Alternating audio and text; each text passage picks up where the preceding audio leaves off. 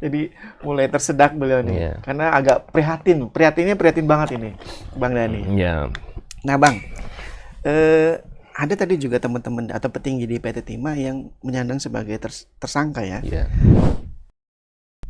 Lalu bagaimana Abang memberikan rasa nyaman buat teman-teman di PT Timah agar ayo kita bekerja. ya, Ini urusan hukum, biarkan hukum berjalan, Timah juga harus berjalan, begitu kan Bang ya? betul.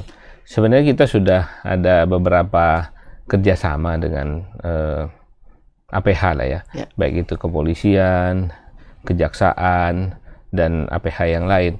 Nah, ini sebenarnya tadi coba kita berkonsultasi sebenarnya. Oke. Sebelum ada kejadian, mendingan kita ngobrol dulu, dan ini yang menjadi penyemangat kita juga. Jangan sampai kita udah melakukan, baru kita ajak konsultasi, terbalik ini. Ada diskusi hukum Ada lah, diskusi. oke, dengan Jadi, APH ya. Oke. ya, jadi dari sisi regulasi, coba juga kita berdiskusi sebagai pendamping. Kita kan sudah ada MOU dengan kejaksaan, baik itu di tata usaha negara maupun di apa namanya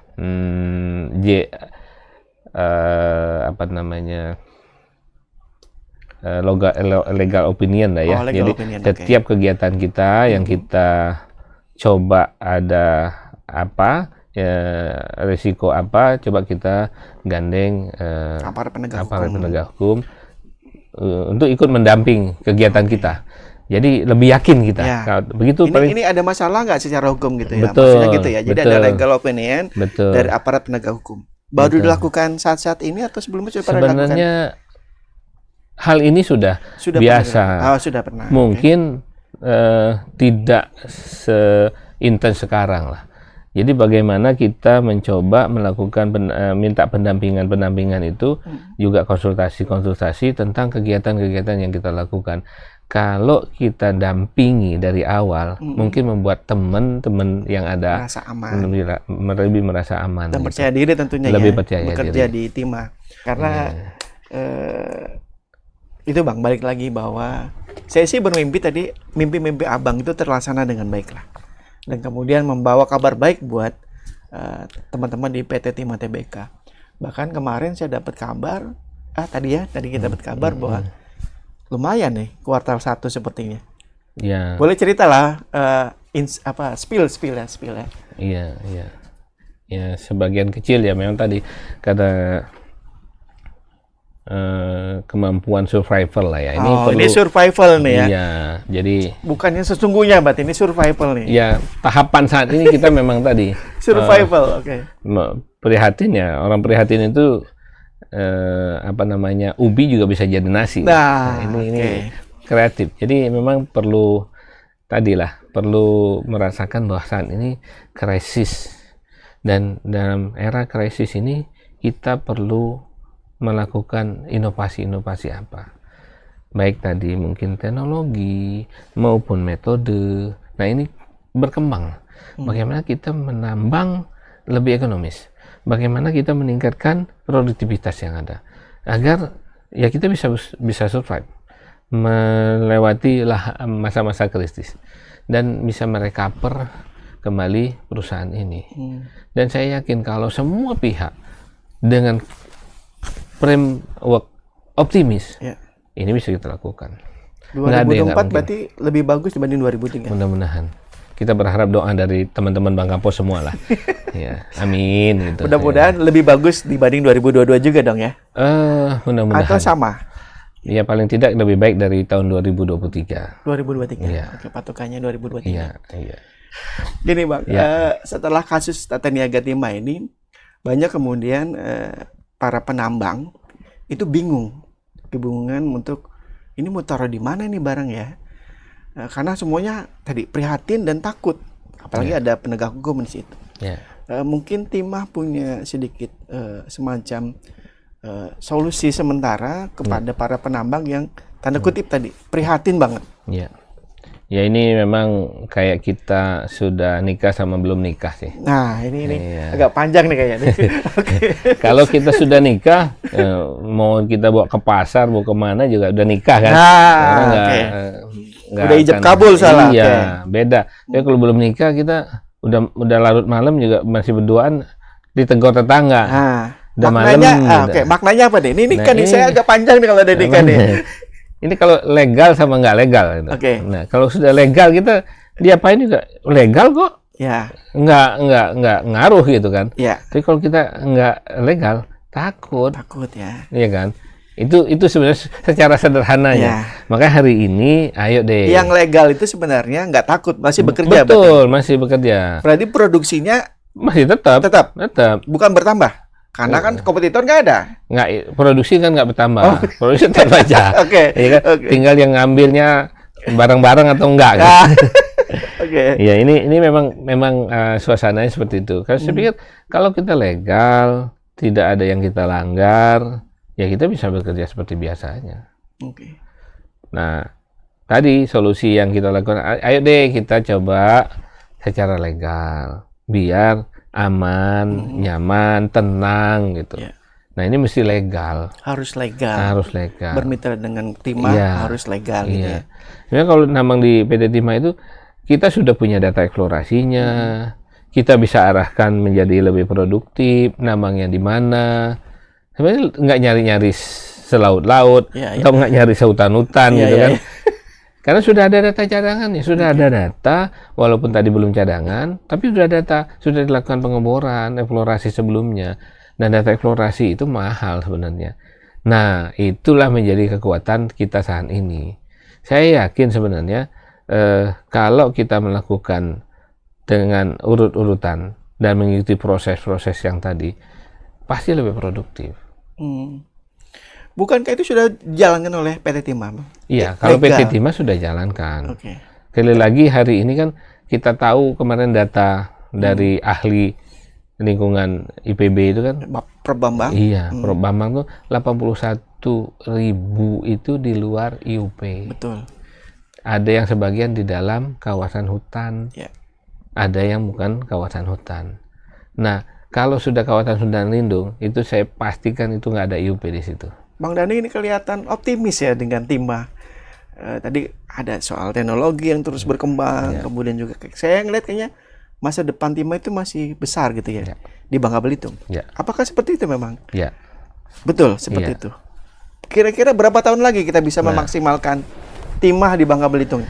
Buat Bangka Belitung dan buat masyarakat Indonesia terutama. Betul. Jadi kenapa saya optimis? Karena saya yakin sebenarnya kalau kita gunakan tata kelola yang baik dengan berpikir bahwa pemanfaatan kekayaan sumber daya alam ini jangka panjang Oke.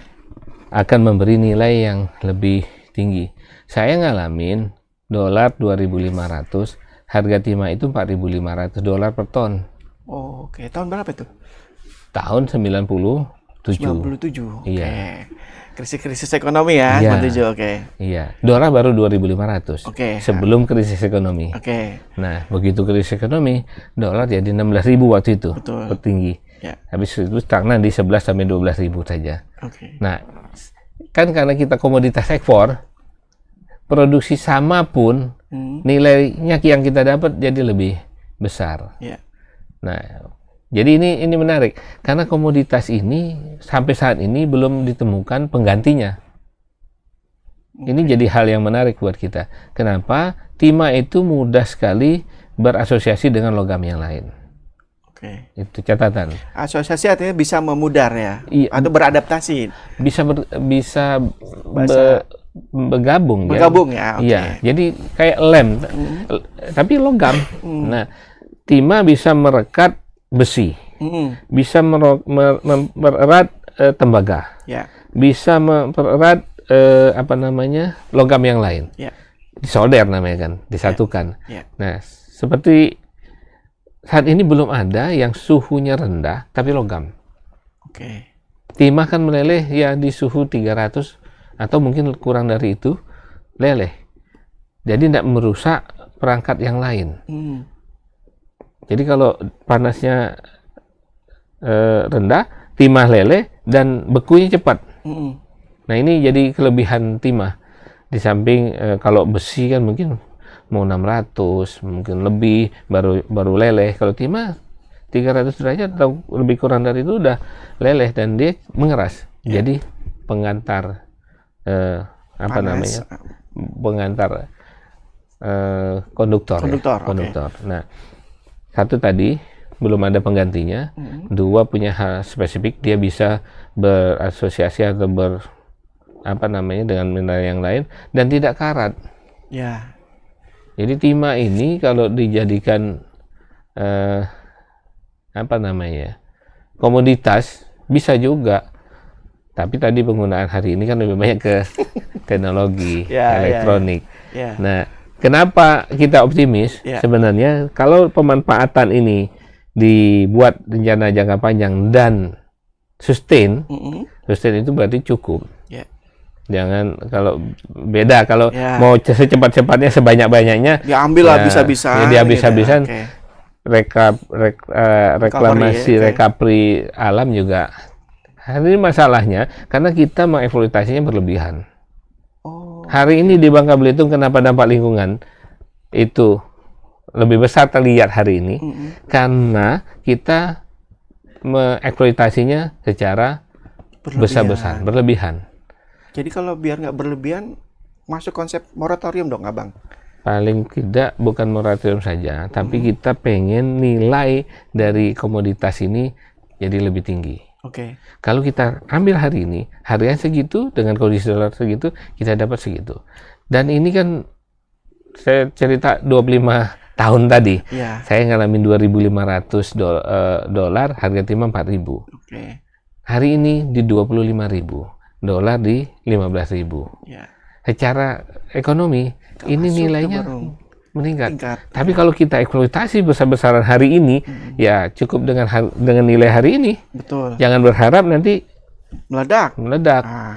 Jangan berharap ini jangka panjang gitu. Source-nya kan terbatas. Betul. Tidak.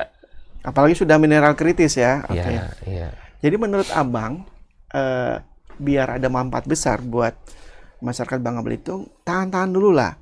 Bagaimana bisa menahan masyarakat Bangka Belitung nggak tergoda untuk tadi Bang mengeksploitasi besar-besaran? Ini memang perlu, kita tantangan buat kita semua lah. Bagaimana kita mengajak semua pihak memberi kesadaran bahwa ini karunia Tuhan buat kita dan ini harus digunakan untuk sebagai modal dasar pembangunan wilayah di mana timah itu didapat, sehingga nilainya bisa menggerakkan roda ekonomi yang lain dalam jangka panjang. Kalau mau kita gerakkan hari ini, ya bisa, tapi sudah siap belum? The next-nya apa? Gitu. Setelah timah kita mau ngapain sekarang? Betul.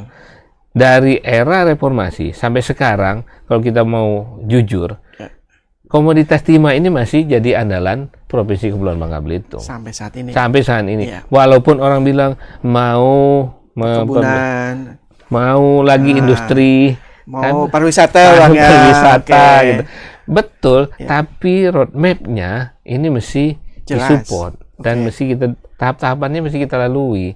Nggak bisa juga hari ini kita jual promosi bisa langsung menggantikan sebagai sektor andalan. Kalau cuman bermodal tadi Bang, kesadaran, kok saya ragu ya? Kenapa nggak dibikin misalkan ya Bang, terstruktur, sistematis dan masif TSM yang lagi berkembang nih, ala-ala pemilu lah Bang. Nah kalau dibikin kayak TSM ini, kayak apa Bang konsepnya di timah sendiri? Ini tadi saya cerita karena banyak yang terlibat. Ya, ini juga harus melibatkan banyak pihak. Banyak stakeholder ya. Dan aparat penegak hukum juga. Kalau itu udah menjadi kebutuhan ya. Yang penting tadi kita punya roadmap jangka panjang, pemanfaatan secara nasional ya. Secara nasional, timah ini memberi kontribusi terhadap perekonomian nasional. Itu dulu kita sadari. Kedua, ini harus kita lakukan pemanfaatan secara berkelanjutan dan tidak bisa kita mengeksploitasi secara besar-besaran. Jadi kita perlu regulasi arahnya kemana, kita perlu lakukan tahapan-tahapannya dan kita harus sama-sama amati, sama-sama monitor, sama-sama lakukan pengawasan yang ketat agar ini kita bisa memberi nilai yang lebih besar buat Kepulauan Bangka Belitung gitu. Artinya perlu intervensi negara besar-besaran dong situ, Bang. Iya, ya. Kan sebenarnya para pendiri bangsa ini kan sudah memberikan garis yang jelas ya. Di pasal 33 ya, kesejahteraan ya. Undang-Undang Dasar 45 itu, bahwa kekayaan ini dikuasai negara. Betul. Sumber daya alam ini dikuasai negara dan akan digunakan sebesar-besarnya untuk kemakmuran masyarakat, kemakmuran rakyat. Nah, ini polanya. Ini kan baru istilahnya tujuan besarnya. Mensejahterakan masyarakat itu bukan secepat-cepatnya. Ya, kita juga harus melakukan proses. Nah, proses ini harus disusun agar apa yang ingin kita cita-citakan sebagai masyarakat yang sejahtera itu secara makmur, secara ekonomi, dan bukan hanya secara ekonomi sebenarnya, nanti juga sosial, pendidikan, ya value buat yang lain. Nah, ini juga mesti ada proses yang kita susun dan ada roadmap-nya. Jadi pemanfaatan sumber daya alam, apapun sumber daya alam itu sebenarnya, kalau digunakan secara bijaksana ini, nah mudah-mudahan ini kan memberi nilai atau bisa digunakan sebagai modal dasar untuk mengembangkan sektor yang lain. Baik itu ini boleh dikatakan multiplier effect lah. Dari kegiatan Timah, mungkin pendidikannya lebih baik, generasi nanti jadi lebih baik, dan bisa memberikan manfaat pengembangan perekonomian dan lingkungan yang lebih baik. Dan ini mohon maaf, ada SPK yang waktu itu diturunkan untuk kemitraan dan kemudian mengolah dan dijadikan semacam alibi juga. Ya, itu akhirnya PT Timah bagaimana dengan peristiwa yang kemarin terjadi? Ya, ini perlu pengawasan. Pengawasan. Iya, hari ini memang pengawasan itu yang menjadi lebih dominan. Pengawasan produksi, pengawasan perjanjian-perjanjian yang sudah ada. Ini kembali lagi penegakan hukum dan monitoring apa yang dilakukan gitu. Dan kita mengeluarkan program pengamanan satu pintu. Jadi kita coba merecover semuanya dan kita coba kontrol dan satu pintu. Memang perlu effort, perlu investasi dan perlu proses. Nggak secepat apa yang kita bayangkan. Tapi ini harus kita lakukan. Pengamanan lingkungan. Nah, ini kita juga nggak bisa sendiri hari ini. Kita pahami praktiknya hari ini kan banyak pihak yang ikut terlibat penambangan ini. Bukan hanya masyarakat gitu. Masyarakat kelas bawah, kelas menengah, bahkan mungkin kelas atas. Ini bisa dikatakan sebagai kelalaian atau gimana soal tadi dengan kemitraan SPK, kemudian juga di peleburan juga ada. Ya, itu sebenarnya kerjasama. Ini konsepnya yang berbeda melihatnya gitu. Ya mungkin kita sampaikan dari awal tadi, itu mungkin dilihat sebagai suatu solusi. Tapi perlu apa nih, kita lihat dari sisi lain. Benar nggak sih nih secara legalitas? Benar nggak sih secara risiko? Benar nggak sih ini secara finansial saja? Nah, ini mesti nggak bisa dipisahkan. Sudut pandangnya berarti. Betul. Kalau kita cuma melihat sisi finansial, kita nggak investasi kok, dapat produksi. Tapi ada risiko lain nggak? Tadi kecepatan eksploitasi tidak seimbang dengan kecepatan recover lingkungan. Itu pasti. Ternyata kita sudah memanfaatkan sumber daya alamnya secara berlebih. Bang, bisa nggak dikatakan bahwa sudut pandang ini, karena ada beberapa praduga juga, Bang, bahwa harusnya perdata bukan pidana atau mungkin tipikor. Nah, kalau udah masuk ke konten saya nggak begitu paham itu. Iya. Karena tadi Abah juga bilang bahwa ada kemitraan di PT Timah dengan secara legal juga, kemudian ini yang dilihat adalah soal sudut pandang secara hukum berarti, Bang.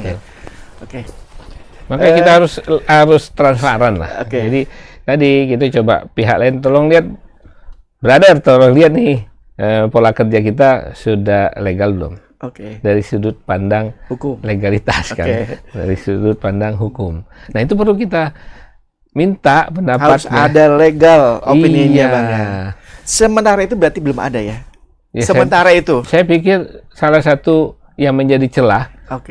Dan pendapat legal opinion itu. Perlu berapa banyak nggak? Atau cukup satu APH aja? Ya, yang pasti yang Merefleksikan hukum iya, itu ya. hukum itu kan yang paham regulasi ini sebenarnya pemerintah. Ya. Pemerintah punya APH yang memang bidangnya itu gitu. Nah, ayo kita libatkan. Mak, kalau kita melakukan terobosan begini, bagaimana dari sisi legal? Oke. Apa yang harus kita lakukan? Apa yang harus kita persiapkan? Teknologi juga perlu lakukan pengembangan. Oke. Termasuk tadi rekayasa kerjasama pun mesti ada yang mendampingi. Jadi ada yang mikir dari sisi legalitas, ada yang mikir dari sisi resiko, ada yang mikir dari sisi finansial. Nah, tiga inilah dikolaborasi. Ya. Tidak bisa kita cuma melihat dari sisi finansial. Ini menguntungkan, betul. Tetapi kalau ada kejadian, resikonya lebih besar, nggak bisa kita antisipasi maupun mitigasi, dan tidak kita prediksi dari awal, boleh jadi perhitungan finansialnya jadi berbalik. Iya. Begitu juga dari sisi legal. Ya. Nah, kayaknya udah bener gitu ya. Nah, menurut kita udah cantik nih. Ternyata ada celah lain. Padahal bolong belakangnya. Nah, itu. Oke. Ternyata kunti gitu kan. Indonesia itu menjadi salah satu pengekspor timah terbesar. Sebenarnya ada kendala apa sih sebenarnya? Secara apakah teknis sehingga harus bermasalah dengan hukum? Tadi dari sisi kinerja juga akhirnya turun.